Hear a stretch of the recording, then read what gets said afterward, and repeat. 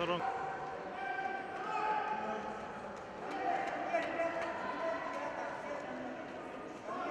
За третье место награждается Бакышева Айдана, Джалалабадская область.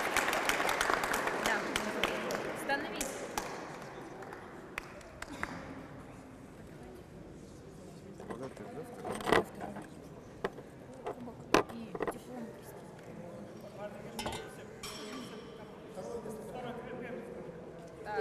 За второе место Кыпчакова Азиза, Ошка область.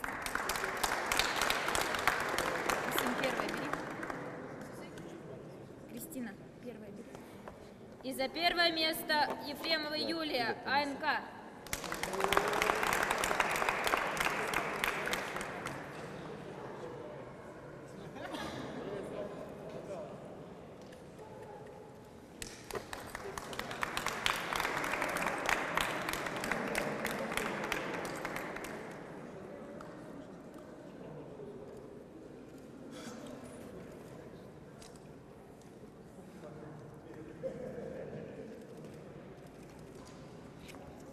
Талас.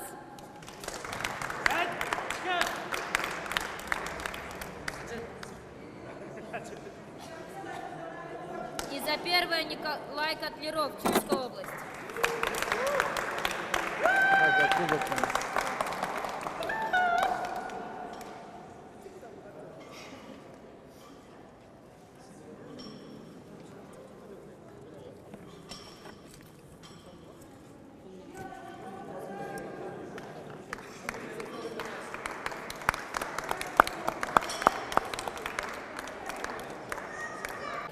АНК.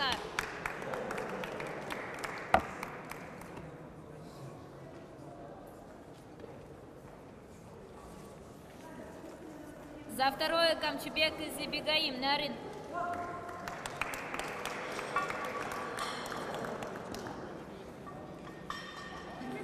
И за первое Мамишева Мансура, Бишкек.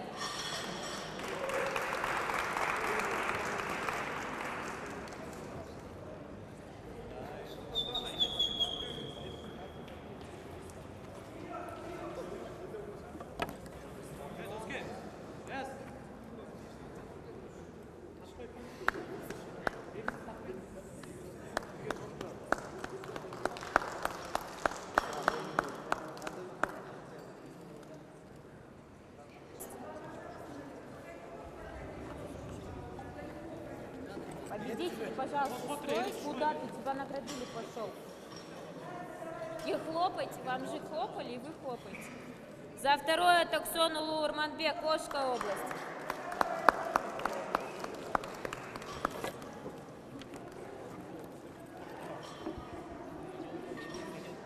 И за первое Кенджибаев Эрнис, Талас.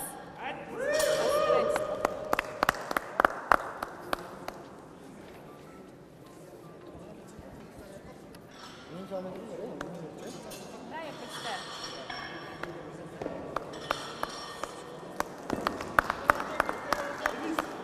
Третье.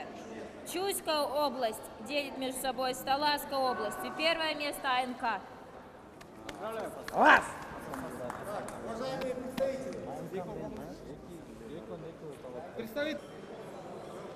Приехали с Ошской области, бегала на дистанции 60 метров и получила второе место.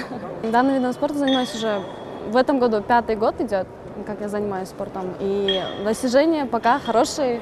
В июле месяце стала чемпионкой республики. Вот, что еще? Ну, занимала призовые места на спартакиаде, на разных чемпионатах республики. Очень много соревнований. Третья спартакиада Кыргызской республики Интымак. Среди народностей Кыргызской республики прошло соревнование. Участвовало 8 команд. Соревнования прошли в таком боевом духе. Победили сильнейшие. На дружественной обстановке. Все было хорошо.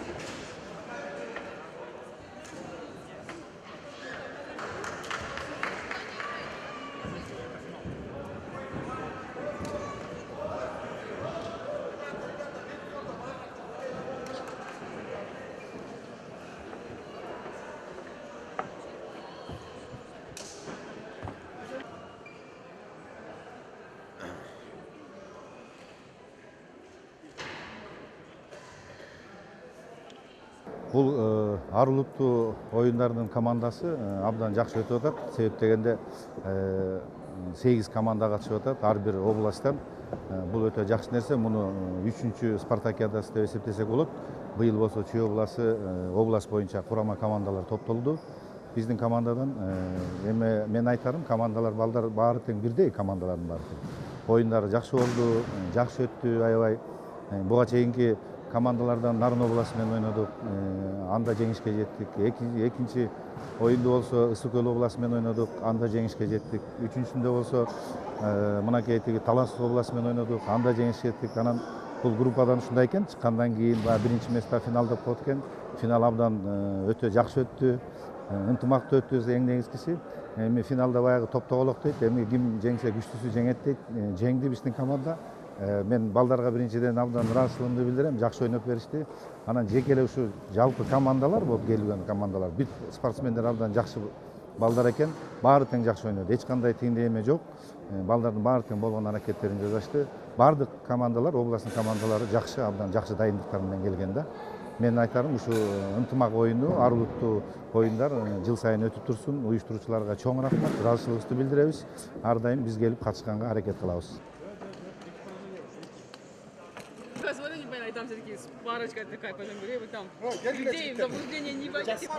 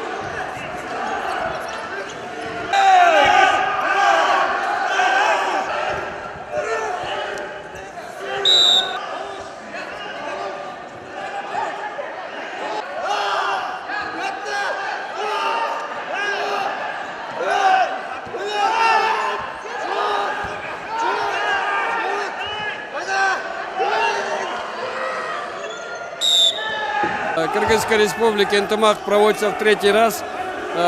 Цель этой, значит, спартакиады пропагандировать спорт, значит, молодежь приучать к здоровому образу жизни. Через спорт, значит, укреплять единство народа Кыргызстана, межэтнического согласия.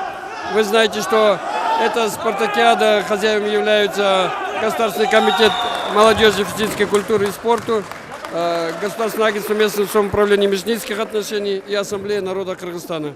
На этой спартакиаде участвуют все области нашего государства, значит, город Бишкек. Вот. Спартакиада проходит очень интересно, состязательно. У всех у наших спортсменов, значит, проявляется хорошая воля к победе. И победит сильнейший. Но я так думаю, что кто бы ни победил, проигравших здесь нет, потому что всегда вот этот вот спорт, через спорт познаются, друг друга познают, народы друг друга, нации, и в конечном итоге выигрывает дружба.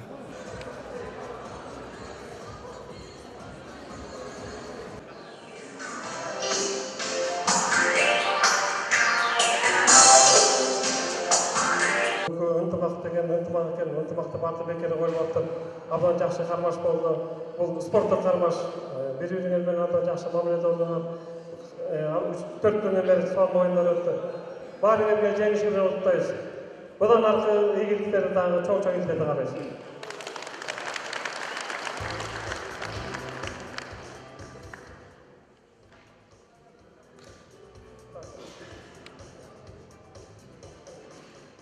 Üçüncü orun Ассамблея народа Кыргызстана.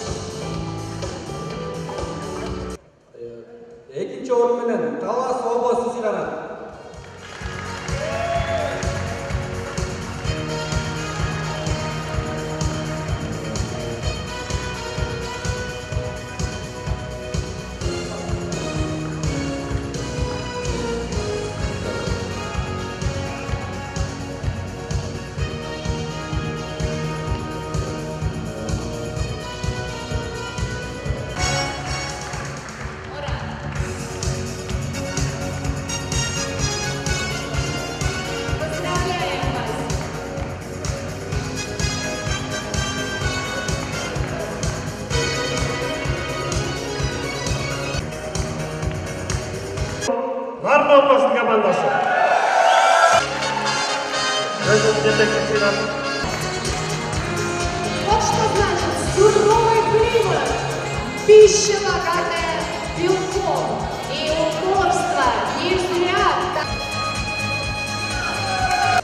Кыргыз Республикасынын элдеринин 3-чү спартакиадасынын мини футбол боюнча мелдешинде 3-чү орунду Нарын областы ээледи.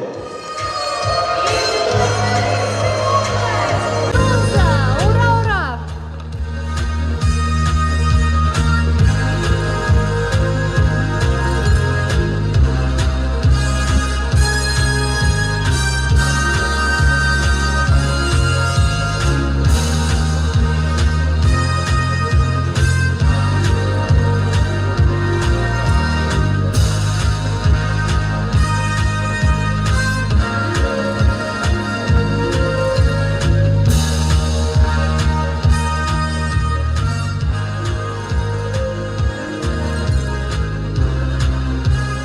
Мелдеште 2-чи байгелүү орунду Ысык Көл областы алды.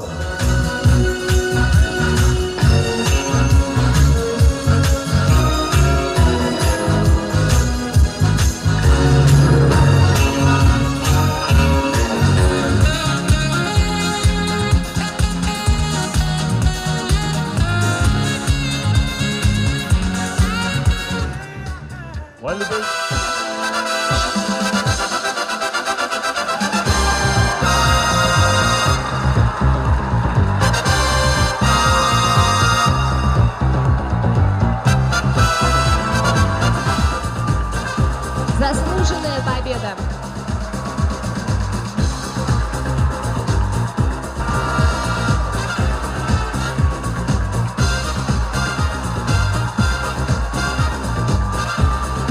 Салават областының командасы сыйланады. Наконец-то представители красивейшего города Джалабада, хлебосольной области Джалабадской. Ура! Поздравляем вас!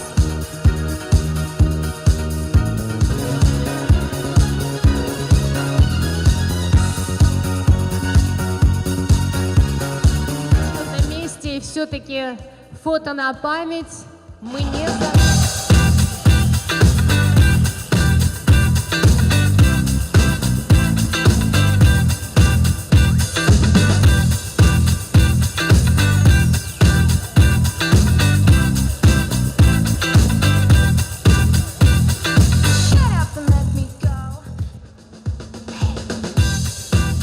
Аплодируем, аплодируем!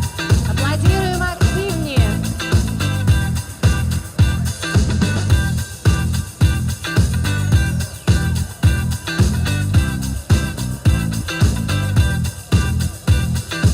Рахмат. Урматтуу спортсмендер, урматтуу жетекчилер, тренерлер, калыстар, уюштуруу тобу, баарыңыздарды бүгүнкү мелдештин аякташы менен куттуктайм.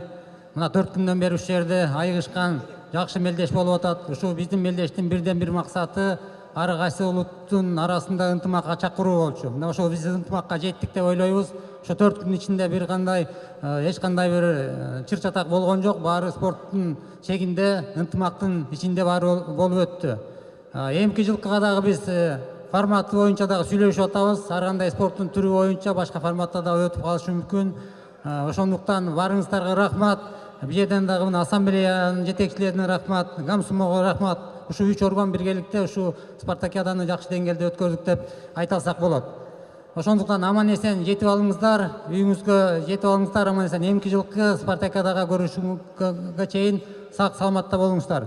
Ушуну менен 3-чү спартакиаданы жабык деп жарыялайм.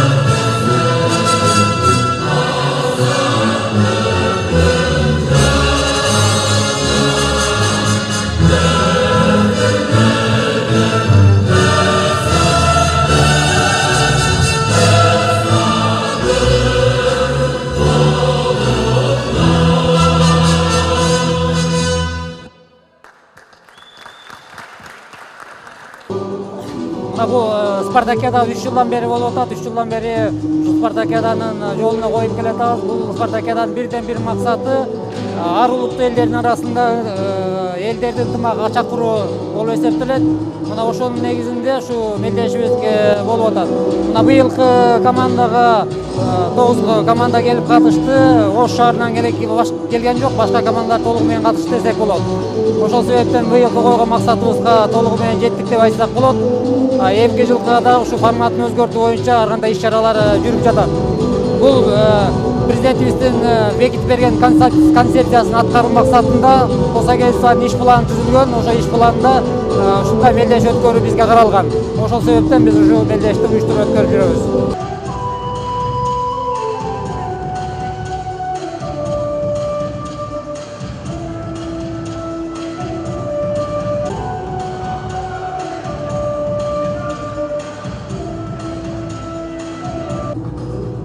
Может, вопрос будете задавать? Хорошо, давайте. Скажите, сколько лет вы уже участвуете на этих соревнованиях? На данных соревнованиях мы участвуем уже 3-й год, то есть с самого начала. И 3-й год побеждаем самый большой кубок, общекомандный кубок. На данных соревнованиях мы участвуем по 4 видам спорта. По мини-футболу, по волейболу, легкой атлетике и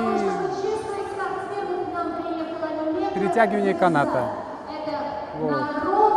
Футболисты ежегодно у нас отличаются, первые места занимают. Волейбол в этом году тоже первое место взяли.